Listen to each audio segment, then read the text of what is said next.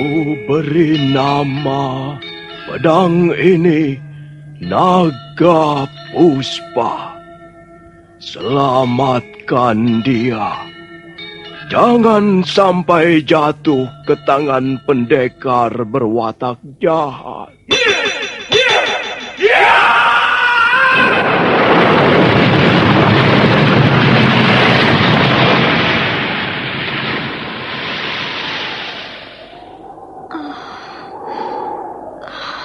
Kakang Kamandanu, kau masih juga tidak percaya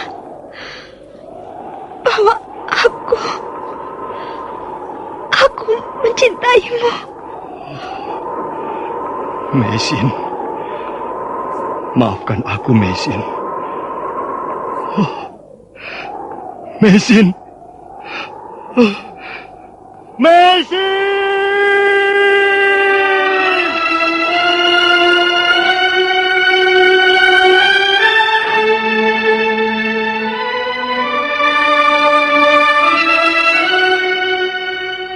Tutur Tinula.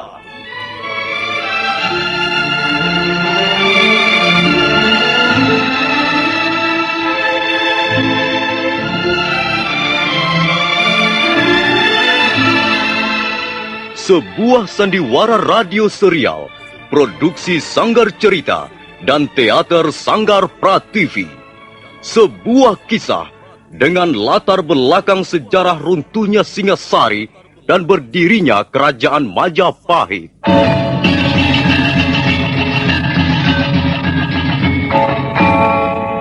Sandiwara ini didukung oleh pemain-pemain radio yang sudah ternama. Ferry Fadli, Ivone Rose, dan Eli Ermawati.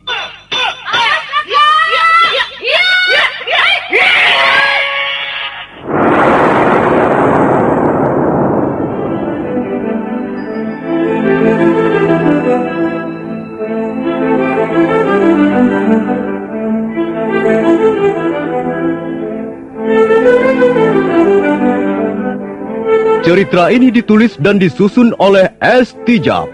Teknik dan montase dikerjakan oleh M. Pranoto dan Edwin Sutandi. Sutradara Bambang S. Kali ini mengetengahkan episode kedua dengan judul Kisah dari Seberang Lautan.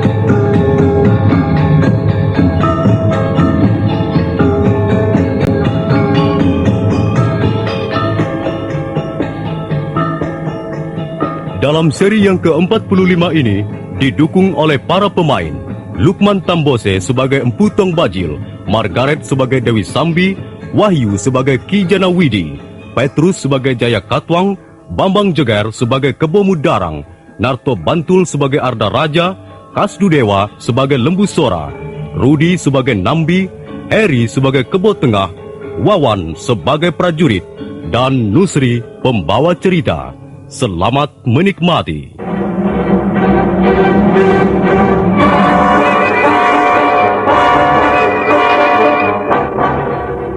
Diah Wijaya, Rangga Lawe, Banyak Kapuk, Gajah Pangon dan Kebo Anabrang segera menggiring bala tentara Singasari yang tinggal 800 orang. Mereka yang terluka, yang berjumlah sekitar 400 prajurit, terpaksa tinggal dan dirawat di desa-desa terdekat. Diah Wijaya merasa benar-benar terpukul. Dalam hati dia ragu, apakah dengan 800 prajurit akan mampu menahan serangan balik bala tentara gelang-gelang?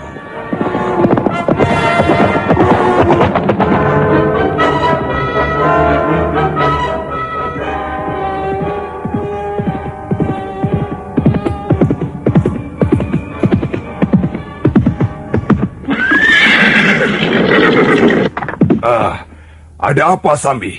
Mengapa berhenti? Kakang Janawidi tertinggal di belakang. Dia terluka. Ya, lambung kirinya terkena sabetan keris megalamat milik Ranggalawe. Agaknya orang Singasari itu tidak lagi mengejar kita, Kakang Bajil. Ya, agaknya memang begitu, Sambi. Kita kembali saja dulu, Kakang. Kita lihat Kakang Janawidi.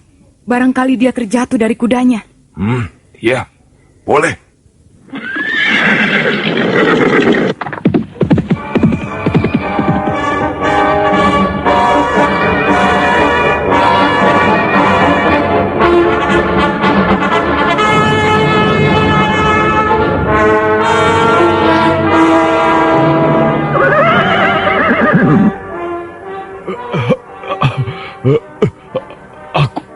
terluka, adik Tong Bajil. Kelihatannya lukamu cukup parah, Kakang Janawidi. Aku lengah. Ranggalawe memang hebat sekali. Dan senjatanya itu ampuh sekali. Panas sekali lukaku ini. Panas seperti terbakar nyala api dalam sekam. Kakang, apakah Kakang masih bisa bertahan? Aku harus mengobati lukaku ini. Mengobati ini dulu. Tapi kami harus segera menyusul Tuan Kebo Mundarang ke Singasari. Kami tak bisa menunggu Kakang di sini. Tolong, Adik Bajil. Tolong kau bawa aku ke rumah seorang ahli obat. Dia temanku sendiri. Rumahnya tak jauh dari tempat ini. Wah, bagaimana aku bisa membawamu, Kakang?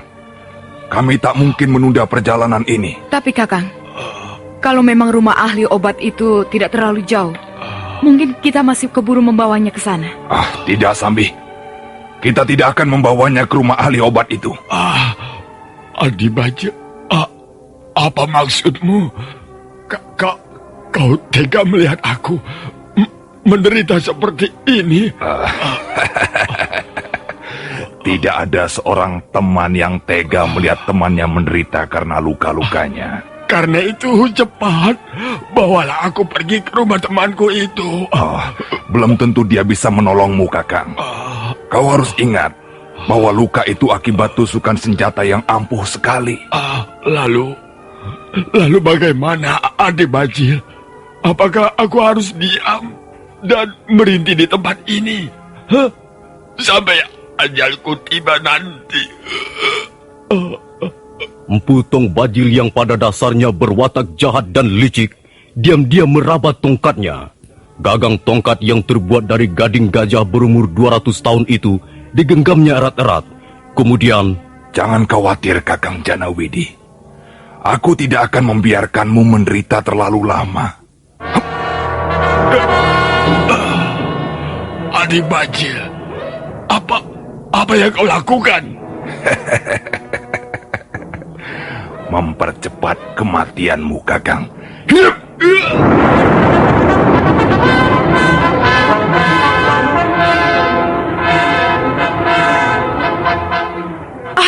Kakang, mengapa kau membunuhnya, Kakang Bajil? Apa perlunya membiarkannya hidup, Sambi? Hanya akan menambah jumlah saingan kita saja. Sudahlah, mari kita lanjutkan perjalanan menuju Singasari. Tunggu sebentar, Kakang Bajil. Ada apa lagi? Aku hampir tidak percaya pada penglihatanku sendiri. Kakang telah membunuh seorang teman, bahkan seorang pimpinan. Kakang Janawidi adalah pimpinan kelompok pendekar pendukung Sang Prabu Jayakatwang. Sambi, mengapa kau jadi mempersoalkan ini? Mengapa kau meributkan kematian Janawidi di tanganku? Dia sudah sepantasnya mati. Dia sudah cukup tua dan sudah tidak cocok lagi berdiri sebagai pimpinan kelompok pendekar. Kakang, aku bukannya meributkan, tapi aku berhak untuk merasa khawatir, Kakang.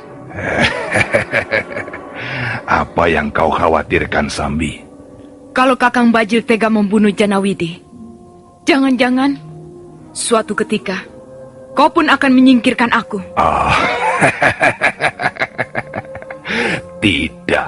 Tidak mungkin.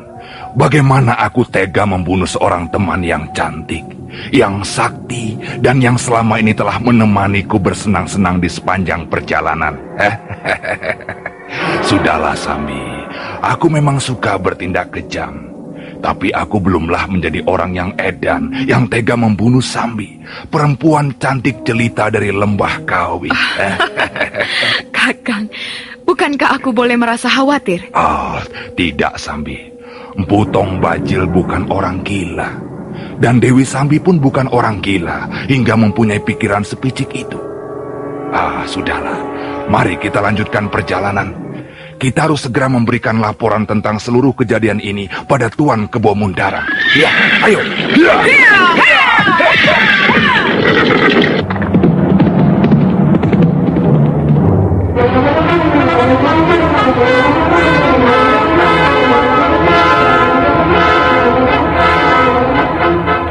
Sementara itu, pasukan gelang-gelang yang langsung dipimpin Jaya Katuang sendiri terus bergerak secara diam-diam menuju kota Singasari. Matahari telah mulai tenggelam ketika mereka tiba di desa Sidap Bawana. Kita berhenti sebentar, Paman Kebo Mundarang. Baik, Gusti. Marilah kita atur siasat seperti yang diusulkan Tuan Wiraraja. Kita harus bergerak secara diam-diam seperti pasukan siluman. Kita harus mencapai pintu gerbang istana sebelum tengah malam nanti, Paman. Baik, Gusti. Hamba kira apa yang telah kita rencanakan berjalan cukup lancar. Lalu bagaimana dengan Gusti Arda Raja? Sesampai di pintu gerbang, aku akan memberi isyarat pada Arda Raja dengan panah-panah api ke angkasa. Baik, Gusti. Mudah-mudahan saja dugaan kita betul, bahwa Istana Singasari kekurangan tenaga prajurit. Nah, sekarang beritahukan pada seluruh pasukan, agar jangan ada yang membawa alat bunyi-bunyian. Jangan ada yang membawa bendera, tunggul, ataupun panji-panji. Semua harus bergerak secara diam, tanpa suara. Kebo Mundarang lalu memberitahu pada perwira pasukan agar melaksanakan perintah Prabu Jaya Katuang. Maka setelah dirasa persiapan cukup matang, pasukan gelang-gelang mulai bergerak meninggalkan Sidap Bawana menuju kota Singasari.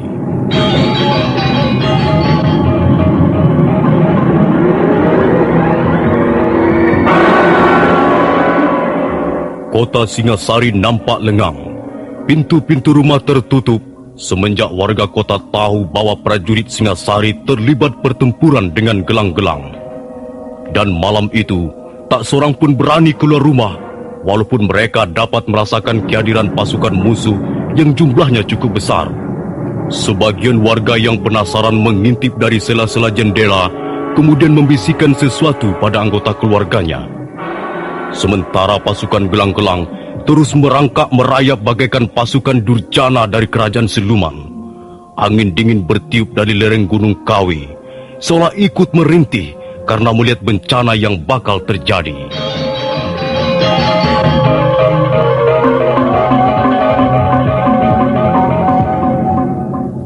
Demikian pula Istana Singasari. Malam itu terasa lengang mencekam. Para prajurit ronda nampak mondar-mandir di lorong-lorong. Sementara prajurit lain yang terdiri dari pasukan pengamanan istana berjaga-jaga di sepanjang benteng di bawah pohon-pohon Brahmastana. Kesunyian malam itu mendadak terpecah oleh derap seekor kuda jantan yang muncul dari wisma para pangeran Singasari. Para prajurit berbisik-bisik ketika kuda itu menderap melewati mereka. Tapi kemudian mereka pun diam setelah tahu bahwa penunggang kuda adalah Arda Raja, menantu sang Prabu sendiri.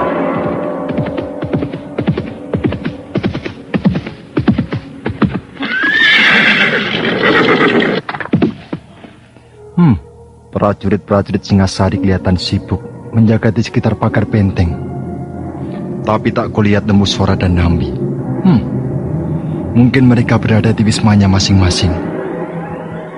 Ini merupakan kesempatan bagus. Kalau pasukan gelang-gelang mendadak menyerbu, mereka pasti akan kocar-kacir. Tapi mengapa Ayahanda Jaya Katuang belum juga memberikan isyarat? Apakah pasukan gelang-gelang belum tiba? Itu dia. Panah api berterbangan di udara. Saatnya sudah tiba. Aku harus segera membuka pintu gerbang. Ya!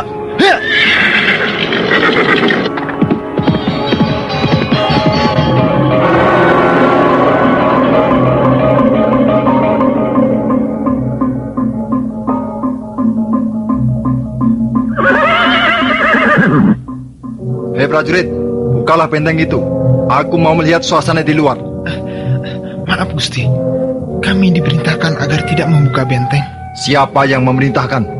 Gusti Lembusora. Tadi aku sudah menemui Paman Lembusora. Bahkan Paman Lembusora menyetujui niatku meneliti keadaan di luar benteng. Ampun Gusti, apakah Gusti tidak mendengar bahwa sekarang ini keadaan sedang gawat? Setiap saat tentara gelang-gelang bisa menyerbu ke dalam istana. Itulah sebabnya pintu benteng ini tidak boleh dibuka. Prajurit, aku gustimu, aku Arda Raja. Apakah matamu tidak bisa melihat? Iya. Ampun Gusti, Hamba hanyalah sekedar menjalankan tugas dari Tuanku Lembu Sora. Pangkat dan kedudukanku lebih tinggi dari Paman Lembu Sora. Tahu? Hai prajurit, kalau kau masih banyak bertingkah, aku bisa menjatuhkan hukuman yang berat padamu. Sekarang juga, aku bisa memerintahkan agar kepalamu dipenggal. Jangan Gusti, jangan. Hamba hanyalah seorang prajurit. Hamba hanya menjalankan tugas. Kalau kau tidak ingin mendapat kesusahan, nah, kerjakan perintahku. Bukalah pintu benteng itu, cepat! Tapi Gusti, nanti kalau... Aku yang akan bertanggung jawab. Kalau begitu, baiklah Gusti. Baiklah, akan hamba kerjakan perintah Gusti Ardaraja. Bersama seorang kawannya yang mengkeret ketakutan, maka prajurit jaga itu pun membuka pintu benteng.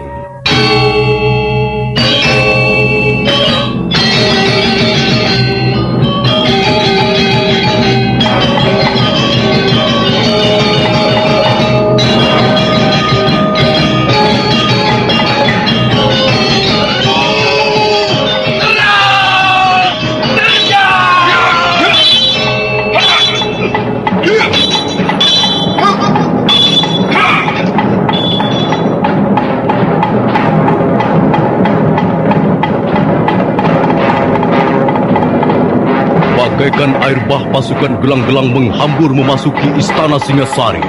Prajurit Singasari yang sama sekali tidak menduga datangnya serangan mendadak itu menjadi kalang kabut.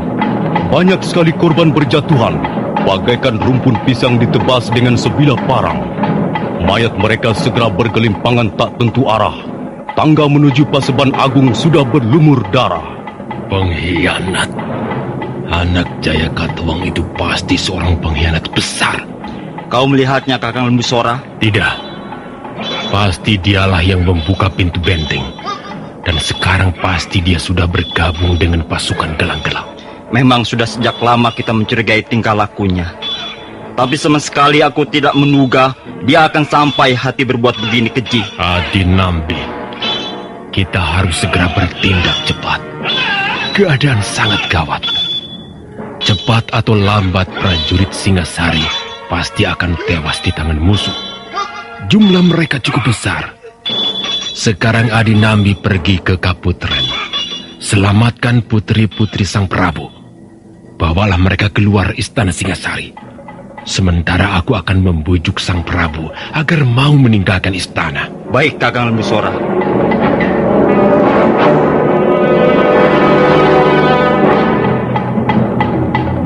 Lembu Sora segera melompat dan bayangannya lenyap di balik dinding barak para prajurit. Dua orang prajurit gelang-gelang yang mencoba menyerangnya seketika roboh terkena tendangan dan pukulannya. Di depan gapura menuju ruang pribadi raja, langkahnya tertahan. Di mana-mana terdapat prajurit gelang-gelang. Tentu jumlah mereka mencapai 2.000 orang. Kalau begini, lebih baik aku membantu Adi Nambi menyelamatkan Tuan Putri.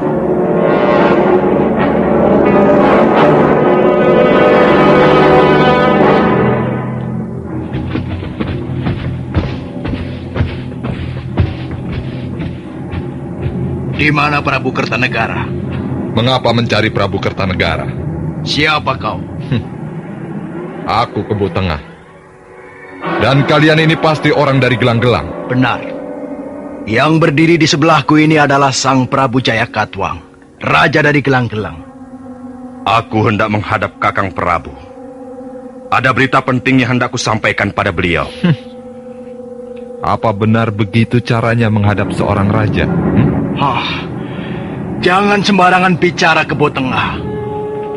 Kau cuma seorang abdi. Dan yang sedang kau ajak bicara adalah seorang raja. Aku hanya mengenal seorang raja. Dan beliau adalah Sang Prabu Kertanegara. Cepat katakan di mana Kertanegara berada. Kalau kalian datang dengan maksud baik dan melalui peraturan yang berlaku di istana ini, aku tidak akan keberatan mengantarkan kalian menghadap Sang Prabu. Tapi kalian datang dengan sekian banyak prajurit. Kalian datang seperti perampok. Kebo Tengah. Apa? Mau minggir atau tidak? Tidak.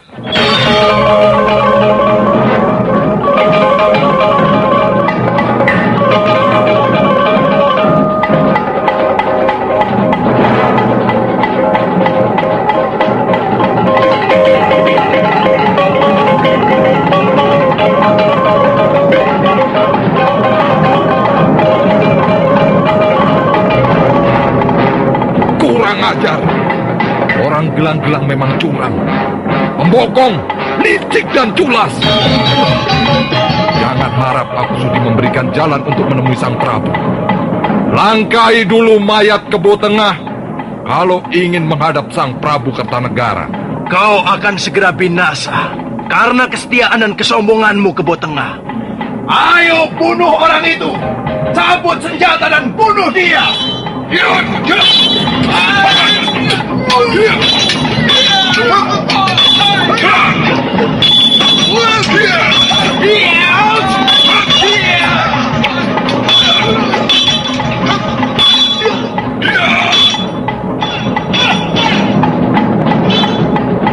Serentak prajurit gelang-gelang yang jumlahnya sekitar 200 orang menyerbu ke arah Kebo Tengah.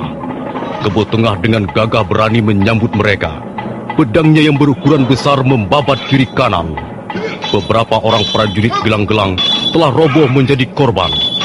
Kebo Mundarang segera maju.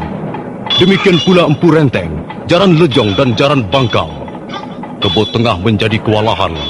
Suatu ketika, dia terdesak dan menjadi lengah. Pedang Kebo Mundarang dengan deras menyambar lengan kirinya. Iya!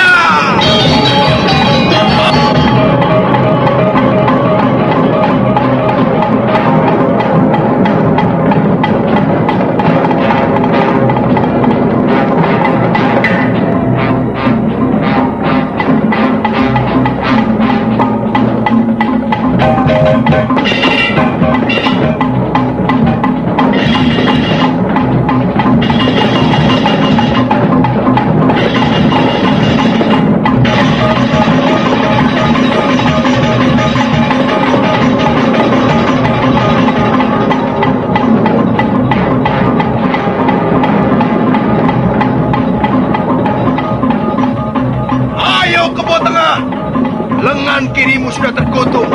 Kalau kau masih melawan, maka lehermu yang akan menjadi sasaran berikutnya. Kebo Tengah tidak akan menyerah sampai di sini.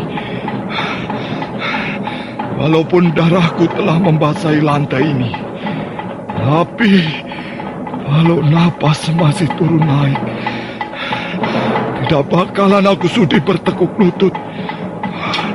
Rasakan ini.